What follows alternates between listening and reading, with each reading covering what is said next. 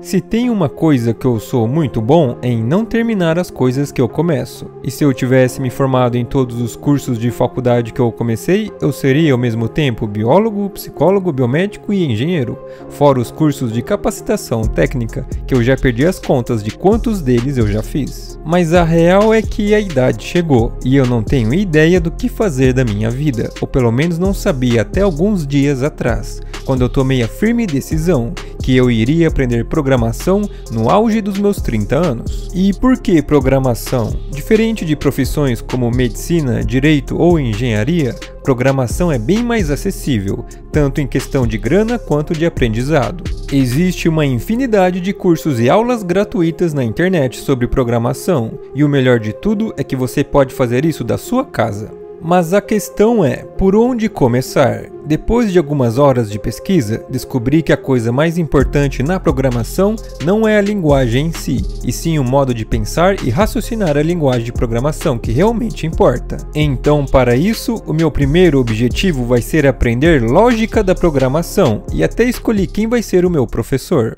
Olá, seja bem-vindo à sua segunda aula do seu curso de algoritmo. O meu nome é Gustavo Guanabara, eu sou seu professor e agora a gente vai dar continuidade ao nosso estudo de algoritmo. Porém, eu mal comecei minha jornada e descobri que na programação existe uma maldição e se você não conseguir superar ela, você nunca irá se tornar um programador de verdade.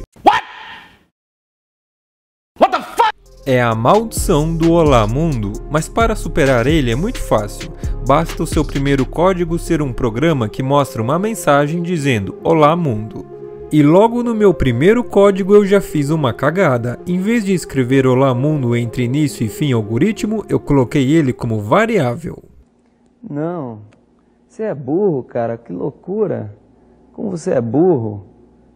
Que coisa absurda. Isso aí que você disse é tudo burrice. Vocês ainda irão me ver cometer muitas dessas idiotices, então eu peço que vocês tenham um pouquinho de paciência comigo. Atualmente eu estou na aula 8 do curso de Lógica de Programação e agora irei fazer um breve resumo das principais coisas que eu aprendi, junto com alguns exercícios que eu fiz. Pelo que eu pude entender até agora, e me corrijam se eu estiver falando alguma besteira, mas a programação, na minha impressão, gira em torno de 2 comandos. E todos os programas que eu fiz até agora, do mais simples ao mais complexo, eu precisei usar os comandos de entrada e saída. E essa percepção da importância dos comandos de entrada e saída como sendo o elemento principal da programação, ninguém me ensinou. Eu mesmo cheguei nessa conclusão. Se você for parar para pensar, o objetivo da programação ou é você enviar informações para o usuário ou o usuário enviar informações para o computador, e a relação entre humanos e a máquina é a própria essência da tecnologia. E tudo o que vem depois, operadores e funções aritméticas, operadores relacionais, operadores lógicos, estruturas condicionais e muitos outros elementos, expande essa relação entre máquina e homem, computador e usuário, fazendo com que seja possível criar uma infinidade de programas, softwares e aplicativos que ajudam a resolver muitos de nossos problemas, facilitando nossa vida em muitos aspectos, porque o objetivo da ciência e da tecnologia não é só o desejo do conhecimento, mas também a sua utilidade prática na vida das pessoas. Há 100 anos atrás, as pessoas escreviam cartas para enviar uma mensagem a outras pessoas. Porém, a ciência e o estudo aplicado da eletricidade e dos números binários, que mais tarde veio se tornar a computação, tornou possível o envio de uma mensagem quase que instantaneamente para qualquer pessoa em qualquer lugar do mundo. É por isso que de tudo o que eu aprendi, eu dou uma atenção especial aos comandos de entrada e saída, mas como eu disse, os outros comandos ajudam a expandir a relação entre o computador e o usuário, como por exemplo, os operadores e funções aritméticos. E foi aí que eu entrei em uma parte crucial na minha jornada de aprendizado, porque a introdução dos números no código eleva absurdamente as possibilidades da programação. Se antes eu podia enviar uma mensagem para o usuário perguntando, por exemplo, o seu nome e ele respondia, agora eu posso enviar palavras e números ao usuário e ele também pode me fornecer informações com palavras e números, e com isso posso criar uma infinidade de programas, como por exemplo uma simulação de cálculo de empréstimo. Eu sei que de Olá Mundo para um programa de cálculo de empréstimo é um salto bem grande, mas o código que eu escrevi é bem simples e fácil de entender.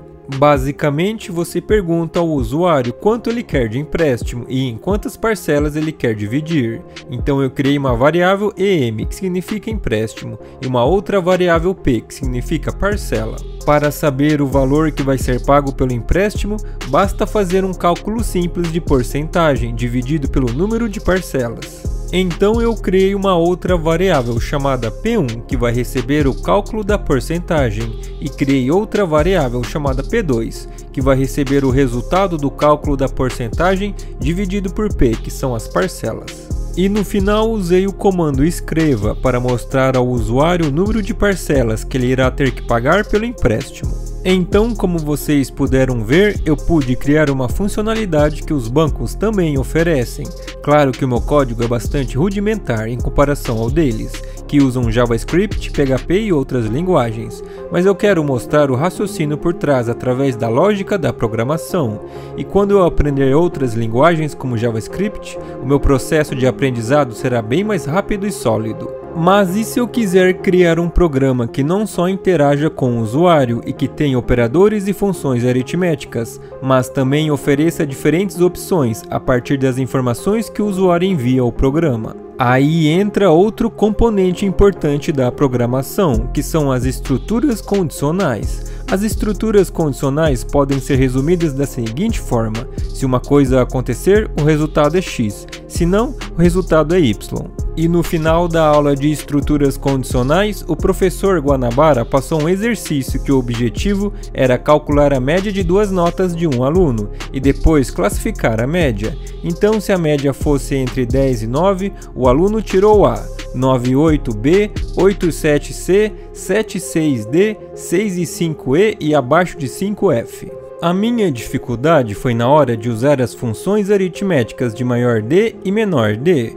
Porque se uma média que é menor ou igual a 10 e maior ou igual a 9 dá uma nota A, o aluno correria o risco de ter uma média 9 e também ter uma nota B se a média for menor ou igual a 9 e maior ou igual a 8. Eu sei que ficou bem confuso, mas eu consegui entender o problema após perceber o óbvio, que a nota de um aluno é entre uma média e outra, entre 10 e 9, entre 9 e 8 e assim por diante. Então, se um aluno tem uma média de 8.5, ele teve uma nota B. E para isso eu tive que usar o menor igual e o maior igual apenas no 10 e o 9. Nas outras médias eu usei apenas o menor e o maior sem o sinal de igual. Eu não sei se ficou claro para vocês, mas no final acabou dando tudo certo. Esse exercício fez literalmente sair fumaça da minha cabeça. Eu sei que para muitos que estão assistindo esse vídeo a resolução do exercício é muito fácil, mas para mim foi um verdadeiro desafio, especialmente porque faz apenas 8 dias que eu comecei a programar. Espero que vocês tenham gostado do vídeo, logo mais eu posto a continuação da minha jornada, beleza? Um abraço e até o próximo vídeo.